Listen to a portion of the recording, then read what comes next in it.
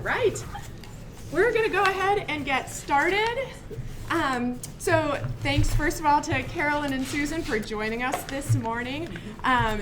We talked last night about kind of the purpose of the superintendent's annual speech and also the purpose of this debrief. So just so Carolyn and Susan know too, so last year we came to the superintendent's address and our crew had tons of questions and they had no one to ask but me about them. And so I was answering them but kept saying, like, I do not want to be your only viewpoint on CPS. I do not want to be the one who's answering all of your questions. And so for this year, I reached out to Carolyn and Susan and said, would you be willing to just spend some time with us afterwards answering questions, debriefing? And they both so graciously said yes. So we're excited to have both a board and an admin perspective because we know they work so closely together to get anything done in Cincinnati Public. So before we do anything, let them each introduce themselves. So just a little bit about who you are and how you got to the seat you're in now. Go for it. Okay. Good morning. Good morning. I'm Carolyn Jones. I'm the current president of the board. I'm finishing my 4th year, which is my first term, and I'm up for re-election. Oop, I wasn't supposed to say that. No, you can say that. But anyway, I'm up for re-election. But I've been president of the board for 2 years. I do have previous board experience. I actually lived in North College Hill for 22 years, and I served on the board out there for almost 2 full terms. So I came to the district with a little bit of board experience. So just personally, I'm a product of Cincinnati Public Schools, Hughes High School, and a long time ago. And then I have one of my 2 kids is a graduate of CPS at Walnut. The other one went to North College Hill, and she went to North College Hill because I moved out of the city because I did not get my magnet choices. So things have changed. So thank God for that. But now I have two great grandsons that attend CPS, and I'll have a granddaughter who will be entering preschool. So very close as a parent and family member. And my name is Susan Bunty. I serve as one of the assistant superintendents for the district. I started, and this makes me semi-horrified to say this, but 29 years ago as an intervention specialist over in Winton Terrace, and taught for 10 years, became an assistant principal at SCPA, served there for 4 years, would have stayed forever, but district leadership kicked me out of my happy little nest, became a principal, served Hartwell and Silverton as a principal, and then became a principal coach. At that time, principal coaches were 3-year positions and supported 22 principals. Became the director of student services, supporting about 14,000 of our students who have diverse learning needs, whether they are with disabilities or English learners or students who are gifted. And then became the assistant superintendent. This is my 3rd year beginning. So I oversee 2 newly created departments, of which I am very proud. One is talent development. So you'll hear us talk a lot about employee engagement, employee experience, and professional development. Those all live within our newly formed talent development department. And another department that we just hired a director for is positive school culture. And with increasing need to really take a deep look at the mental health and social emotional needs of children. And then the final department that I serve is the Department of Student Services that supports our students who have complexities in learning. I forgot to mention my profession. I think that might be critical. Because you just retired. And I you're just like, retired. I've worked 50 years. I deserve to retire, right? I retired in January. I spent 40 years as a mental health professional working in both private and public sector work. I retired after 28 years working with the Hamilton County Mental Health and Recovery Services Board. Retired in January. So solid mental health background. Yes. All right, well, thank you. No, there are so many of us this year, we don't have time for all of you to introduce yourselves, but you do have name tags, so hopefully that'll help Carolyn and Susan. And then when you ask a question or make a comment, just say your name beforehand as well. So what we did was ask any burning questions they had, like their top questions, to write them down and hand them to Nicole, and she's sorting them for themes right now. So I'm going to turn it over to Nicole in just a sec to start us off, just to kind of kick us off. A couple of things just for our classmates, just be cognizant of your floor time. So if you've already asked a question or made a comment or one of your questions was asked, just kind of wait until other folks have had a chance. And then the other thing is just, let's try to keep our questions broad. By that I mean, this probably isn't the time to ask about your school or your neighborhood. We want to be talking about the whole district right now. Other than that, we're going to kick off. I'll hand it over to Nicole. Yeah, so we'll start off with one broad theme that was mentioned was in the new strategic plan. What data or metrics were present as evidence in creating this plan? How do you go about that? So we used data is the backbone of everything that we do in our district. It has to be. So we have state accountability data around all of our students' academic performance. We are required by the state to submit annually many different data points that are collected around lots of different areas. So I think for everything that was within the strategic plan, there was a baseline that was established, and then from that baseline, aggressive goals, 3-year goals were determined, and then they were backed out to determine how much gain could be made year 1, year 2, year 3. And then a follow-up of when or has that plan already been implemented or communicated out to parents, and what will that rollout look like? You mean the strategic plan itself? Yes. Well, today was sort of the kickoff for it, and it is being rolled out right now. So I believe there's going to be access online. Yes. For parents who use it. There will also be hard copies, and parents can call. I'm sure the district will be happy to mail it, whatever is needed to get it out. Mm-hmm. There was a question on that too, in terms of technology and families or students that have limited access to technology. What is the district administration doing to make sure that resources are being made available to them and accessible just in the way that they are for anyone else? So our principals saw this on Wednesday. Our board just officially adopted it Wednesday night. So it is truly hot off the press. And that our principals are committed to sharing this plan with their families and constituencies during our open house season. So when families come to schools, there will be materials available.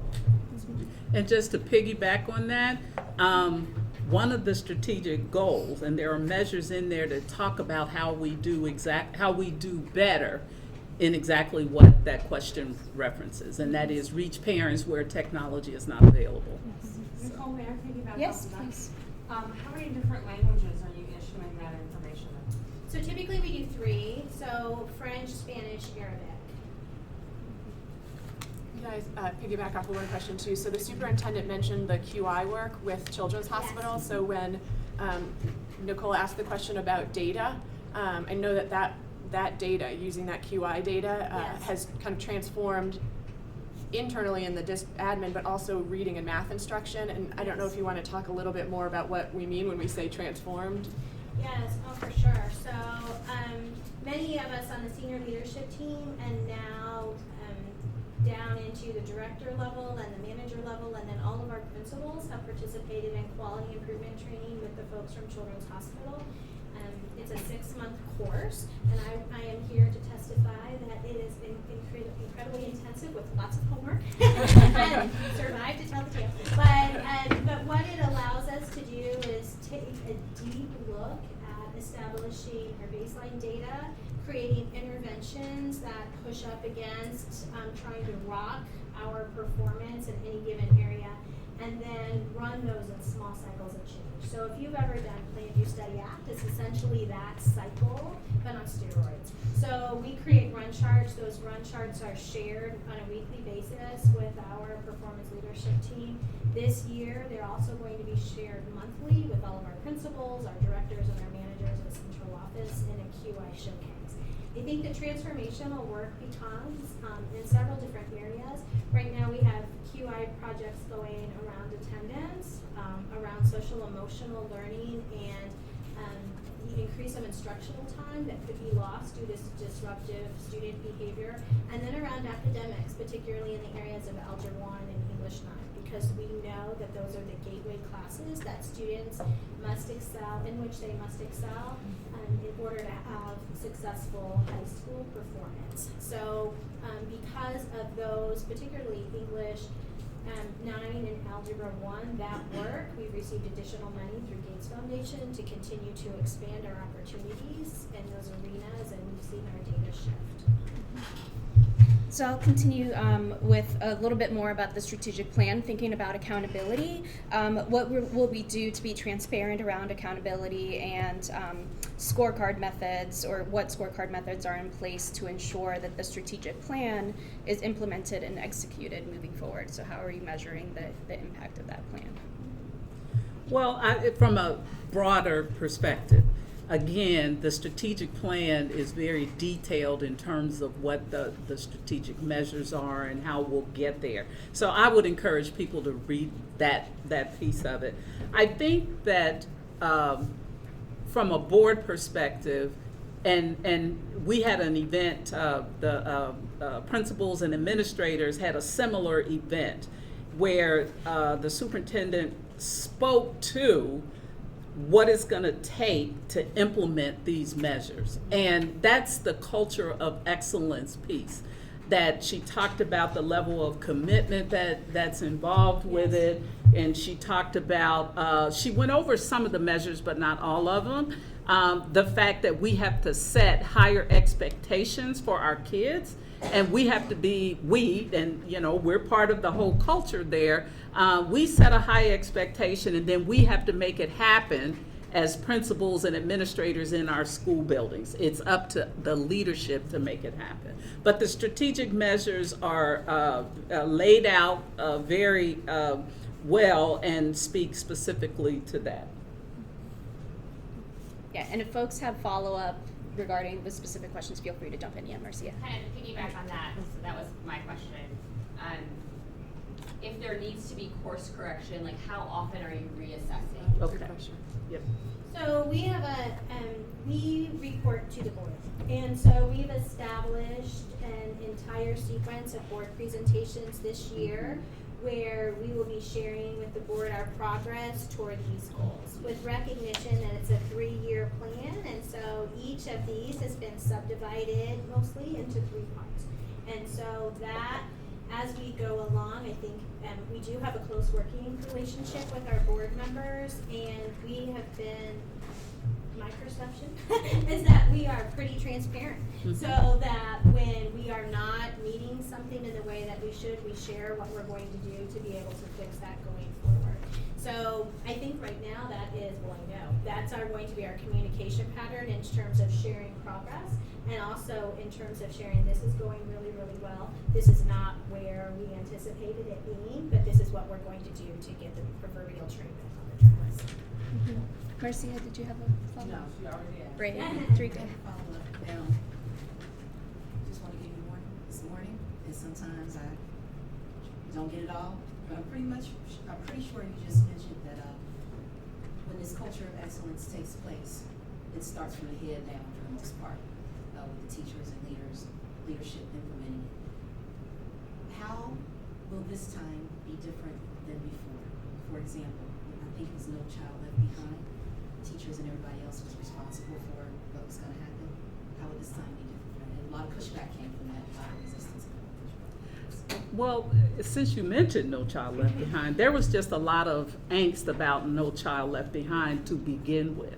And that was passed on to us. That was passed on to the district. So when it's confusing at the policy making level, it becomes confusing to the districts. However, having said that, there's still a level of accountability that we are responsible for the board as a governing body, and then through our superintendent. So I think, well, first of all, let me just say this personally, on a personal note. I've seen, because Laura Mitchell's been in this spot for 3 years. I have seen growth in building accountability toward culture of excellence in little steps in the whole 3 years that she's been here. So it's there. So when you say, you know, well, how will we know it's better? I think it's very clear. The measures are very clear. The reporting processes are very clear. And I think the board is responsible too to make sure that we continue to get those kinds of reports so we can then ask questions and just sort of keep things moving. But we've got to have periodic checkpoints, I think is what Susan is referring to. So good question. I think it's a matter of time. We have a baseline and we just got to keep check on it. And I can guarantee you that the work will be held accountable by the board. I can guarantee you that, yeah. This is Jonathan. I have a follow-up on that. In general, I was really impressed with what I saw today. One of the things had to do with the adapt, adjust, and abandon. So getting into something like I work for a large company. One of the things we don't do well is you have when you have something that's not working. There's a lot of people that still have a vested interest. They put in a lot of effort, and maybe it is working a little bit better. It is working, but there's something else that could work even more. So under the abandoned, how is that going to be done, or how is it that can be done so that resources can be shifted to an area where they're going to be more effective? So I can use an example with our school social workers. Our school social workers have primarily focused on truancy. There are a lot of state regs around truancy, and they needed to, quite honestly.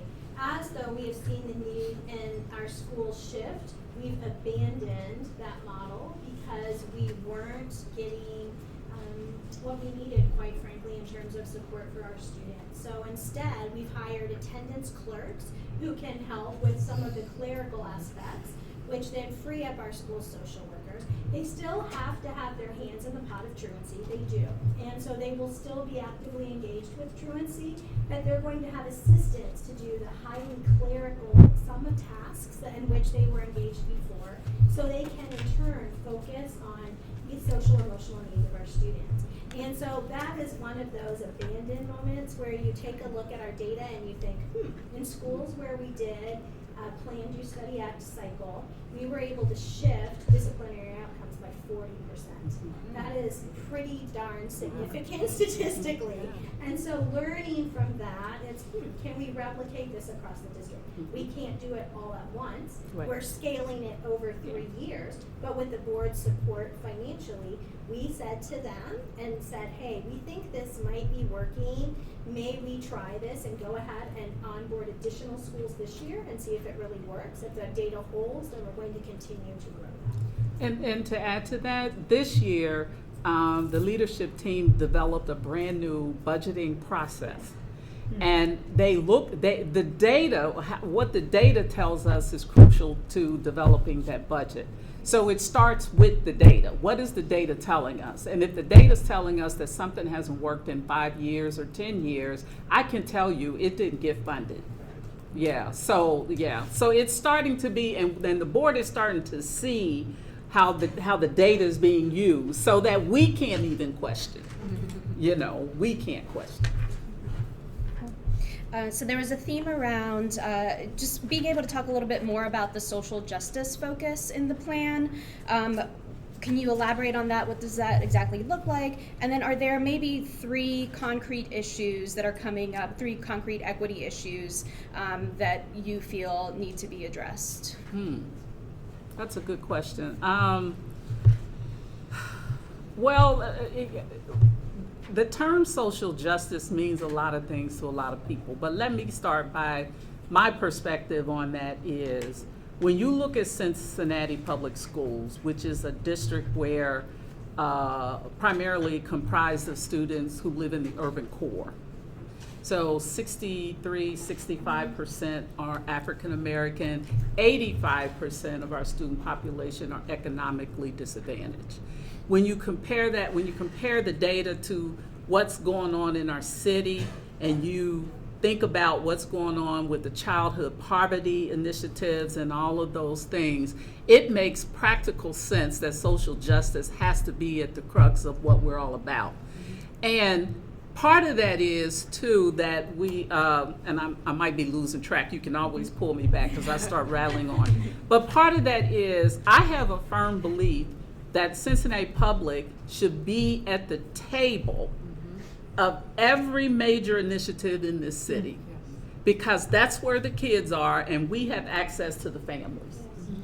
And so when we talk about social justice, we have to work not only through the work that we're doing internally in terms of better options and improving curriculum and all that, but we also have to be very strategic and planful externally, because that's the only way we'll reach levels of social justice for our kids, is really making sure that they have what they need, that is coming from externally as well as internally.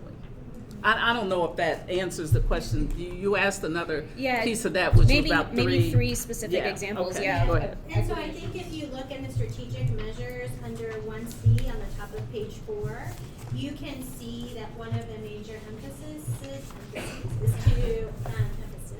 to decrease racial disparities, and you can see the categories in which we are going to do that. And so we're shining a light on some of the areas in which we need to improve. Can I ask a question about, I agree with you entirely about Cincinnati Public having a seat when all of these discussions are being had citywide, because you are so central to all of these issues. What has the board, what has the administration done to make sure lines of communication are open and that you are actively pursuing them, not just waiting for an invite? I'm not implying that's the case, but I know that oftentimes you all have a lot of work, the city has a lot of work, the nonprofit sector has a lot of work, and everyone just kind of, it's easy to get set in your own path. Well, sometimes you have to invite yourself to the conversation. Yeah. And that, believe me, we have 7 very aggressive board members. And I do. They're bold. Bold, good word.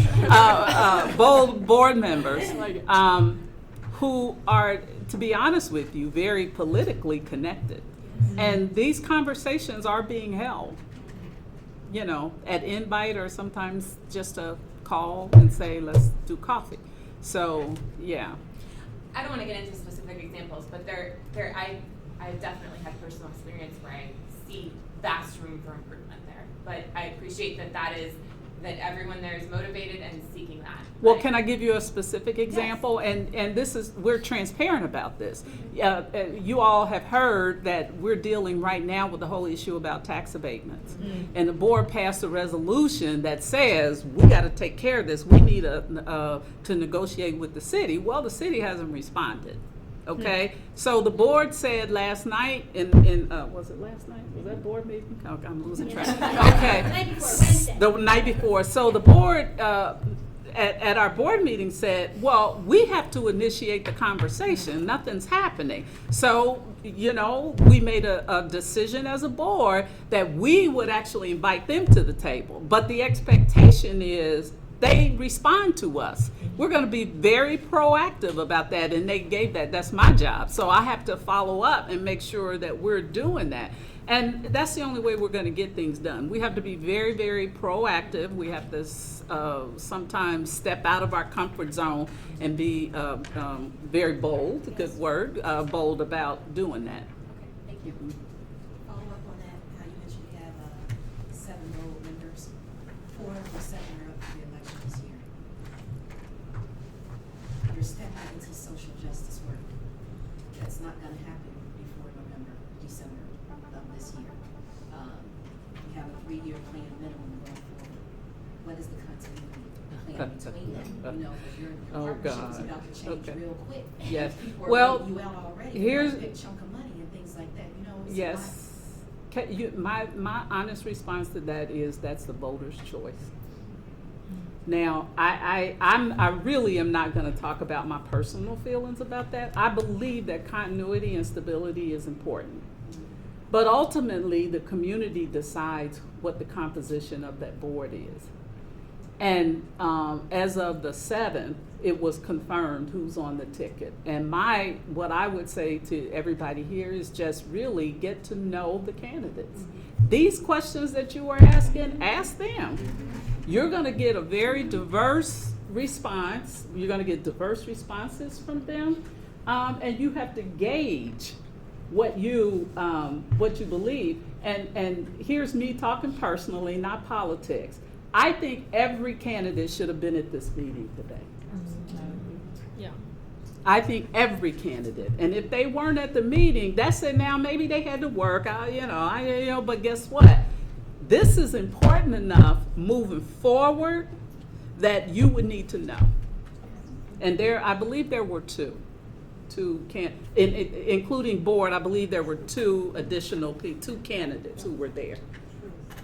So with that, even though it is the voter's choice, you know that it's the voter's choice. That could be a vulnerable spot for you. Social justice is also about engaging the community and organizing a whole bunch of other things. That's part of the work that you have to do. Right. So what can you share that if you got, 30 people around the table right now, where we may be willing, or at least our ears are open, where you have the opportunity, what can you put out there that we can do to participate in that?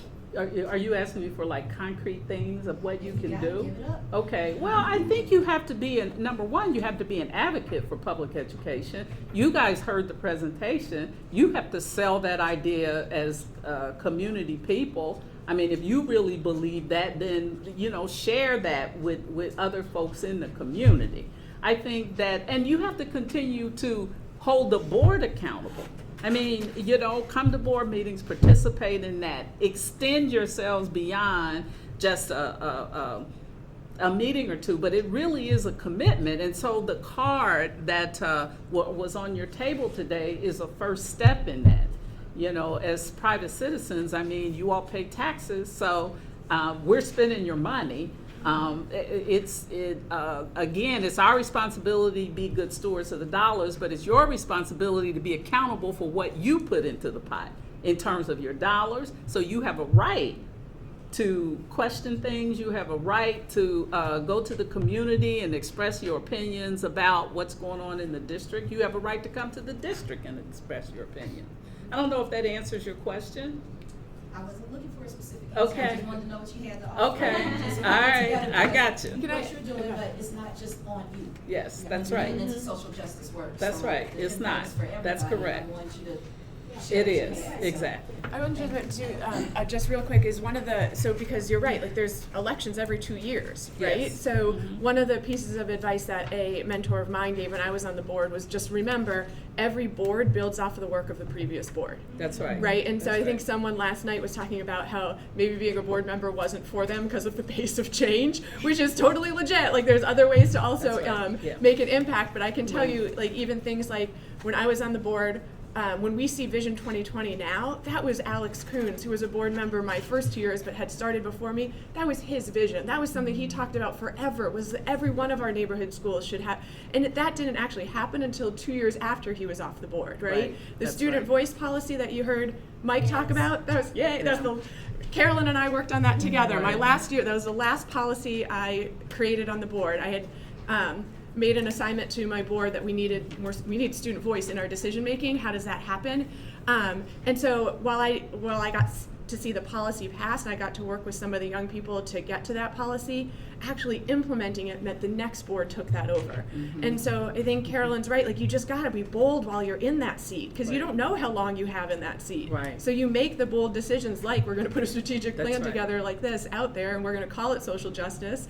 I mean, you saw some of the pictures the superintendent chose to put up there. I mean, those were not, I'm going to quietly appease everybody kind of pictures, right? So I think the district was pretty bold in saying what it is that this means. And so just wanted to put that piece of advice out there because I think it was such an important one a mentor gave me about every board builds off the work of a previous board. I have a follow-up question too. Actually, I'm glad you mentioned Vision 2020. Thinking about social justice and equity, not just between like at individual schools and not just between CPS and like the greater community, but kind of cross district.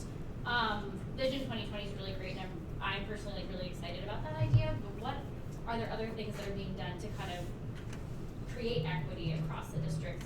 I think we're aware that there's some obvious disparities from place to place and neighborhood to neighborhood. So So I can talk about funding. So last year we started an equity ask process for budgeting recognizing that not all schools have the same needs and that not all schools require the same resources to maximize student achievement. And so principals, our school leaders, were asked to put together a request or an ask, if you will, about what in their opinion, based on data, would be helpful to them to be able to increase student academic performance. And as a performance leadership team, we sat and went through every single request. I will say it took 3 entire school days, and reviewed those, put them up against our existing budget, and then took the budget to the board. That was the first time that we had ever really gone outside of formulaic ways of looking at school budgeting. In the past, it's pretty much if you have 25 students, that equals a teacher. and we still did that process. We had to have a foundational process, and we have a lot of contracts that help us guide that process. But in addition to the formulas that we use to determine staffing and other funding, principals and school leadership teams, their instructional leadership teams, along with their local school decision-making teams, developed those equity proposals. And it's too soon right now to tell if those are going to impact, but we know we're going to follow that process again, and we're going to take a look at the outcome data from the asks to see if those additional resources helped in that process. So I think that was a step forward in really taking a look at honoring the needs that each of our schools have and being able to say we recognize that not all schools are the same. Could you speak to also the AP expansion? That was one of the earliest Yes. equity work when we looked at who had AP and who didn't, and then how to expand. Exactly. So, so our advanced placement classes historically had been largely concentrated at a few of our high schools, and there were many students who, unfortunately, were not able to access that opportunity. And so through a blended hybrid model where students were able to receive part of their instruction through online courses taught by a teacher who was at a central site, and then that teacher would rotate through the various buildings. It's difficult to offer an AP class when there are 3 students at one site and 3 students in another, so they created cohorts of students. In addition to that blended learning model, which still exists across our high schools, we started offering an AP boot camp and had students the first year go to Miami. It's been in several different university settings, but they would spend a week on a university campus and essentially get acquainted with the material that was going to be expected and the rigor, quite honestly, of that material so that they would be able to have an opportunity to front load some of that information before they started the class. What we learned from that is that we also need to not only begin at the AP level, but to increase the rigor in the classes that feed up into those AP classes. So that's the intensity of the work at this point. So it went from a couple of schools to now Yes, every high school. Every high school. Every high school now has AP offerings, yes. And is that a cost-covered situation for kids so that they can participate whether they Yes. have the finances? Great. Yes. And materials, laptops, all of that is provided for them. I have a quick follow-up too. My name is Ronnie. The goal for CPS to be the #1 the destination in Cincinnati for me, it seems pretty tightly tied to like the 2020 vision, so that there's a school for every child. And this might be naive, but my question is, if my family thinks the best place for my child is expeditionary learning, but I don't live in that neighborhood. Like, can my kids go there? Can I go to the school that feels right for me? That's a hard question. That's why I just Now let me, whispered to Carol, yes, that's a hard and let me question. tell you why. I'm here to throw softballs. Because and it really is an equity issue. It is. And let's be real about it. Our equity policy is good, but it ain't perfect. Yeah, amen. So here, and I'm gonna try, because I'm actually experiencing something on a personal level about that, about kids going to school, whatever. But I won't go into that. But anyway, the way the magnet programs were designed to give expanded choice. And so everybody knows about how the magnet programs operate, and so you go into a lottery and this and that and the other, And in the neighborhood schools where Vision 2020 programs are based, the policy, in my personal opinion, is not quite as friendly, because you literally have to live in that neighborhood. So if you wanted to go, and I know I'm speaking to CANS because expeditionary learning, they're just getting started. So literally, if you don't live in Clifton, it would be hard for you to get, but it's not impossible. Right. And so I would say, and I can't quote you the policy off the top of my head, but I know that that CANS is willing to take kids who live outside the neighborhood boundaries, but it really depends, like, on what class it is, what grade level, how many kids are in that class or whatever. But say you were say you went on a waiting list and maximum class size is 25, but you didn't live in the area, and then there were kids behind your kid. Well, if you're first on that area, even though you don't live in the neighborhood, you should be able to get that spot. But it's really, the way it's implemented, it's really a little bit confusing. Mm-hmm. And we hear from parents all the time, from families, about how confusing that is. Mm-hmm. And I know our policy committee has also been dealing with this. Mm-hmm. And it's been a lot, even before Elisa, when Elisa was chair of policy one year and I was chair of policy one year, we're still dealing with this concern. Yes. Yeah. So I wouldn't say it's impossible, but there's always questions about interpretation of that policy and how to make it happen. Yeah, please don't take this too negatively, but that when you get your name on the list first, to me, that sounds like a version of tense. Yeah. And lining up and hoping, you just, yeah. Not everyone's informed on how they're supposed to I know. do. So And that's absolutely. That's not the policy anymore. Because you didn't know, and you never wanted just because you did. That's just, We have work to do around that. Yeah, we do. We have lots of work to do about it. With it, yeah. And I think that's also a great example, though, of policy versus implementation, right? Yeah. So when Carolyn and I worked together on that policy, we revised the policy so there isn't a list at the school site anymore. You Right. have to go through That's the right. district office. Yes. But implementation across 60 schools means that there's still some principals who will say, like, yeah, but we still got you. Like, you know, like if you come to the school Yeah. site, and you're Yes, right, like it that's what we were happens. trying to write a Yeah. policy around so that it wasn't, if you know who to know, you get into that school. But yes, it's policy, then how do you implement policy across 60 schools and a couple thousand people? Yeah, that is definitely one of the hardest questions I think that the district faces. That's right. I have a question about equity, and it's one of the ones in the list, but what is the broad community engagement plan around CPS's equity plan? Because throughout this process, so I work at United Way, so I knew there was an equity plan for the district. I didn't know it was as robust as it is, and as a CPS parent, I was surprised that I hadn't been engaged, to even know that there was one, but I think to empower my question is really two parts. So one, what is the district and the board doing to empower coalition building amongst parents to even engage with the equity plan and the outcomes at their particular school across the district? And then what sort of public data sharing has the district done around just student outcomes as it relates to equity? Mm-hmm. Because I think a lot of people have voiced in this space, we know there's some equity challenges. I had a personal experience pulling my child out of a high performing CPS elementary school, thinking about the culture and not feeling belonging, and feeling the teachers had not been supported, and dealing with issues of bias. So how are you engaging on, like, at a grassroots level, parent level?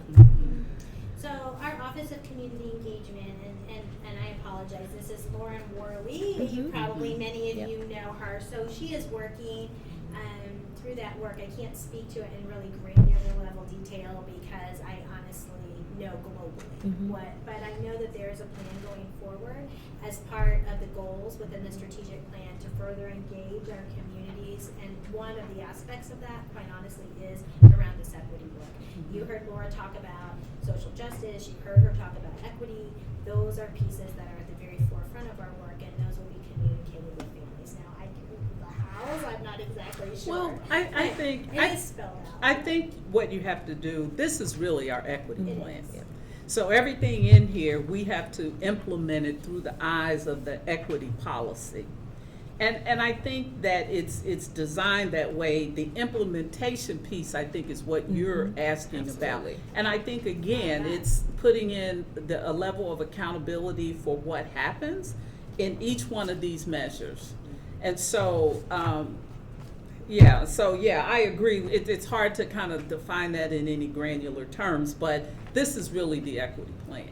In terms of Yeah. data, we are obligated, according to state and federal regulations, to share data across different types of subgroups. So we share data around English learners, around students with disabilities, around students who are multiracial, Yeah. students who are, so all of that data is it's public data. So we are pretty forthright about sharing that at board meetings, which is all public record.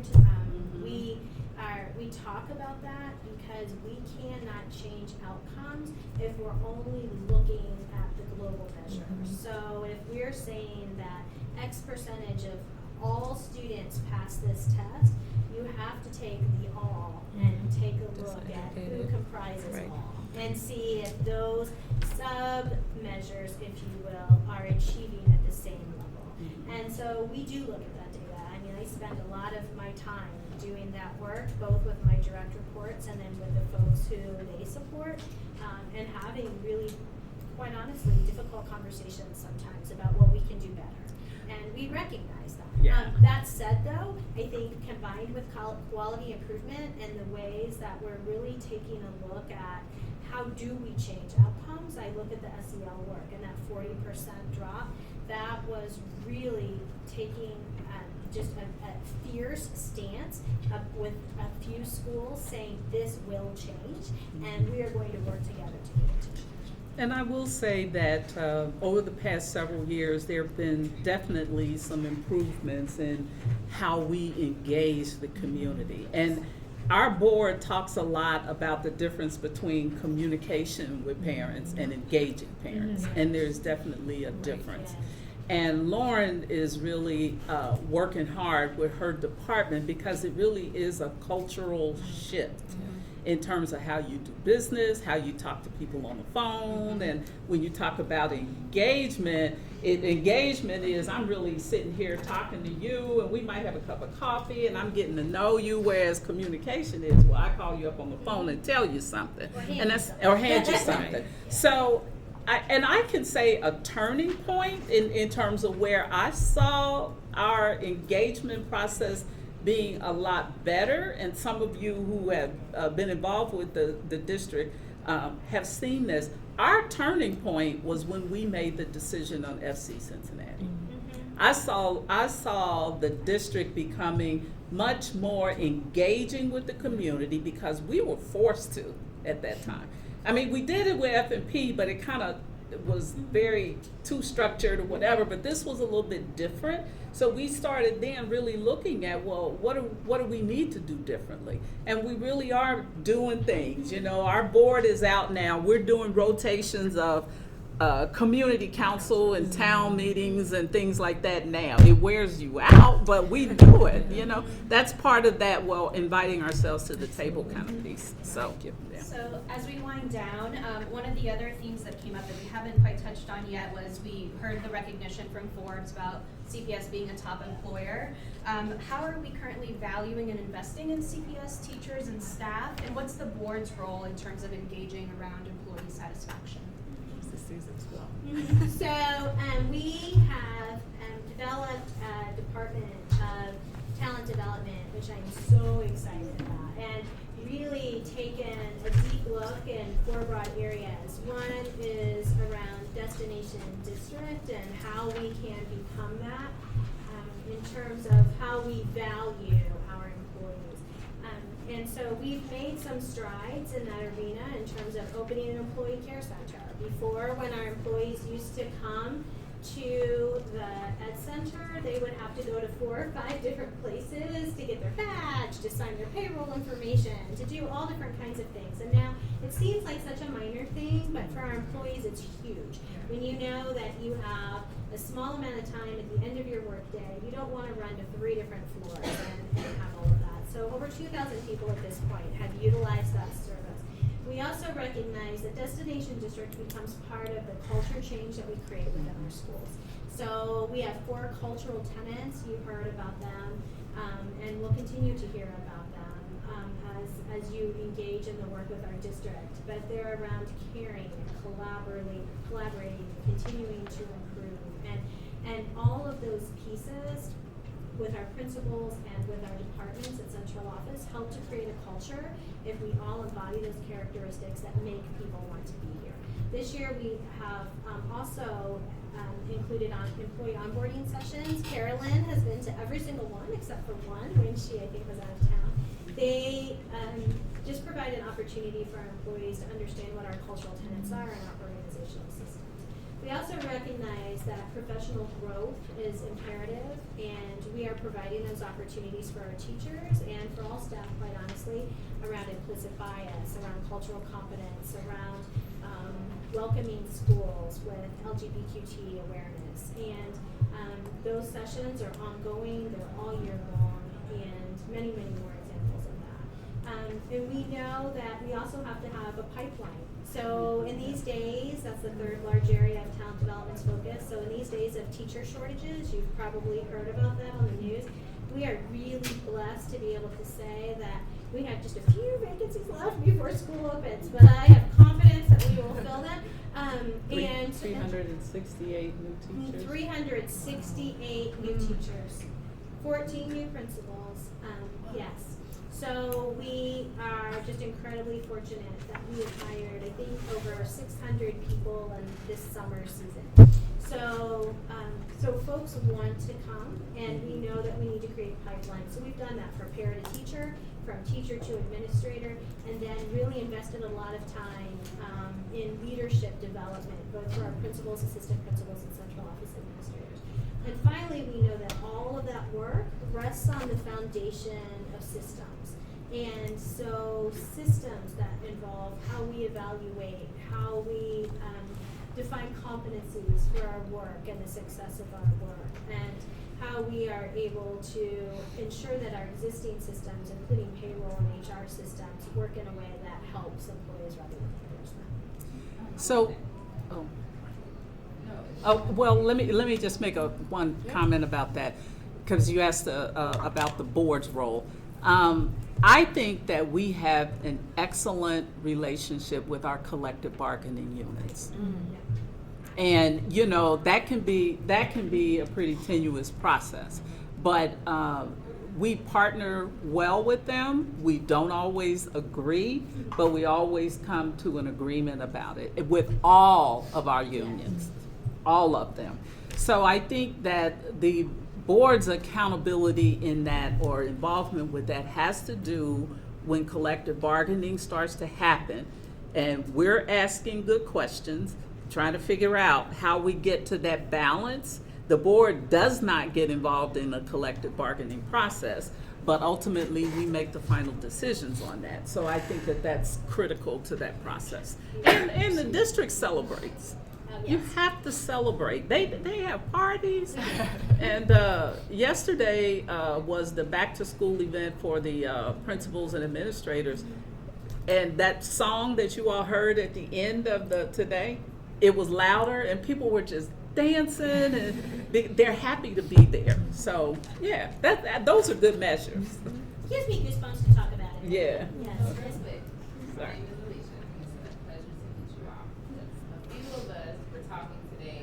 We saw on the stage the student speakers were mainly Walnut Hills. I knew somebody was going to ask that question. But listen to the actual question. While we know this is like the elephant in the room, or like people like to talk about it, that's the whole point of the equity plan and the strategic measures.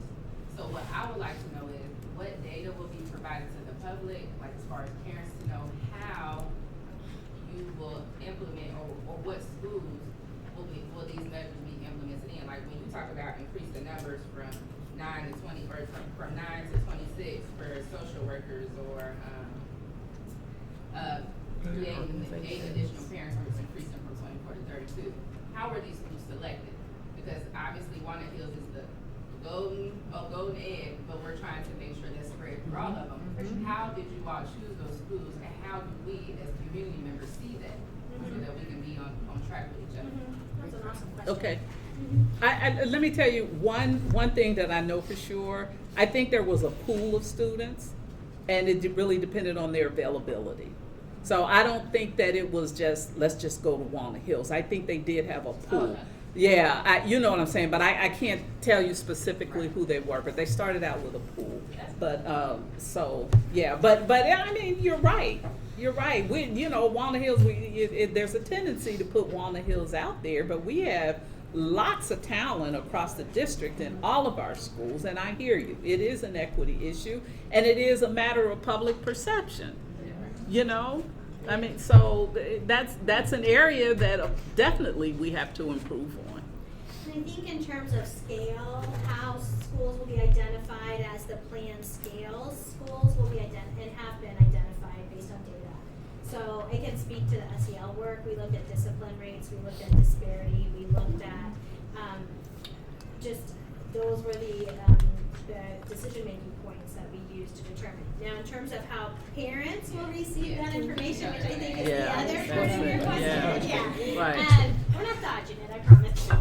So I think that part of it is that that is in conjunction with our principals, quite honestly. And so we will make sure. And so I'm taking internal notes of some of these honestly, things. just with marketing and now, I know we have to wrap up, but just like how you are having on the billboard, you've been having the Facebook thing, like, is there any plans to just kind of highlight those, like, hey, in this school, we've implemented this change? Because, like, We do that already Okay. on billboards and on Facebook, So you'll social continue media. to Yes, do it. Right. we'll continue to. Okay. Mhm. Yeah. Yes. Because that's just, that's where they're going. Yes. I think we're gonna wind Yes, down I our think time. we just want to make sure, because I know it's like Yeah. the week before school starts, so we want to respect Susan and Carolyn's time. So we're going to so don't leave yet. We're going to spend the rest of our time in reflection in small groups and individually, and then some logistics for our next session. But before that, let's please thank Carolyn and Susan. Thank you. All right. I enjoy For it. your commitment This and is- interest yeah. in Cincinnati Public Schools. I mean, what an honor for us to be able to sit and answer questions from people who care and want to know more about our district. Yeah, and maybe this class is big It's in huge. comparison to the last one, and there are, I think, how many people from your first class? 2 people are running for Two the first are class. running, so maybe in 2 years, when the cycle rolls around, I believe we have 2 who ran, Marcia and Yeah. Renee, who've run before, and maybe you will consider running. Yeah. And I encourage it. I think we need fresh ideas, going through whatever, so please consider that. And a Get great way to involved. know if you might want to run is to volunteer on campaigns. So as you just heard, there are lots of people running right now. So get to know those candidates, and then if there's people you really believe in, right? Where Karen? my cards Like, we at? need people to Right, knock right, doors right. this weekend. For real, if there are people that God, I love you them. look into them and you say that somebody I really believe in, sign up for their campaign. They need help. So, yes. I'm gonna leave these with you. I'm not passing them out. This is not school grants, CPS I school know, grants. but I still, I'll grab a bunch. Thank you. Cool. All All right, right, thank thank you. you all. And Nicole's All right. going to lead y'all in the debriefing and reflection, you. and I'll walk out with Carolyn. and All Susan. right. Thank you. Thanks. Thank you. I've never had a chance to actually see her in high school. Have not. Have you? No. 2 different.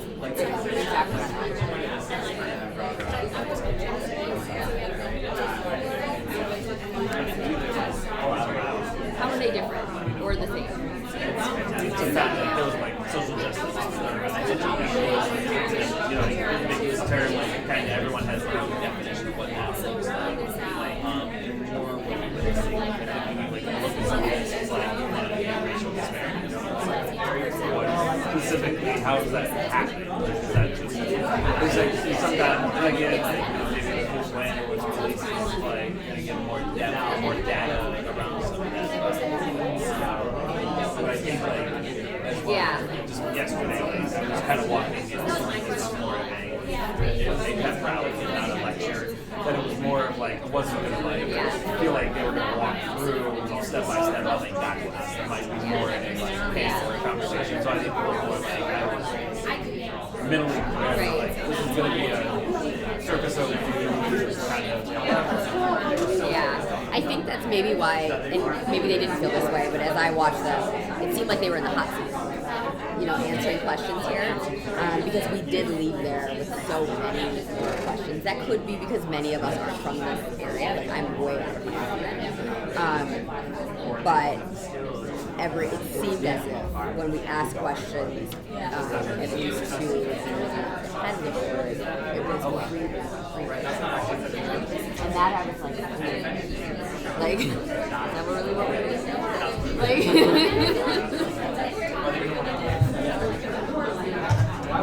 And I think too, like Amber mentioned on this, so I know Jimmy now, principal training and stuff, like usually at Pleasant Ridge Montessori, and like there was Pleasant Ridge as a school because I think there's a lot of things that they're saying, why the board and the district has these plans, but like it doesn't get all these things. So like principals, and it's like, cause it's like there's lessons sometimes like where Susan was like, it was a 6-week class and it was like this quality assurance kind of thing, and like you really understand this, like your principals aren't getting at that level, and then you're gonna get next level. Your teachers are gonna want to get a watered down level. Your principals are not gonna be always understanding. So I think sometimes too, like, what does that really look like? Around how what teachers are getting exposed. So I've already done the kickoff for the guys, but Yeah. Also, I see this little section about, I think it's the third one. So Measure 3B talks about adding parent groups. So, like, I know we have to be child focused, but children live in families. And how do you really bring families because they have to, kids aren't going to just do it.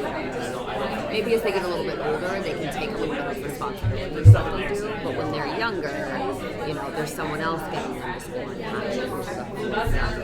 So I didn't quite hear that thing.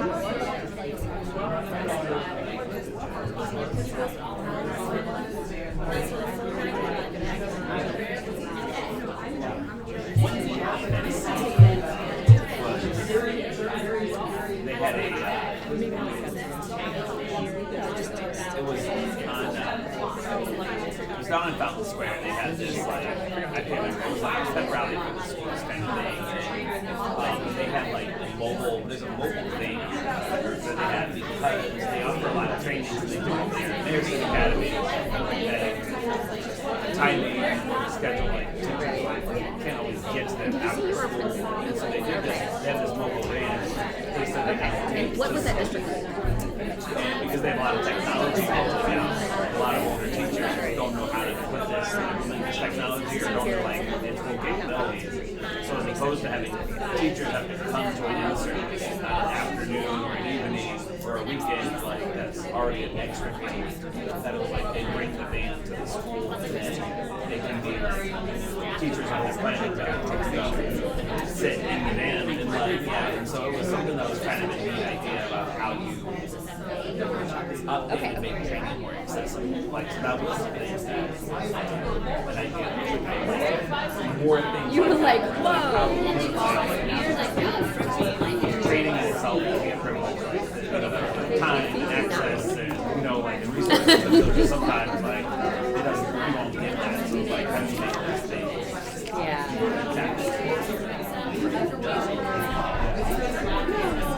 Because they were like somebody, I think especially tablets and things they were rolling out for students for learning. Yes. So yeah. It's a lot of things.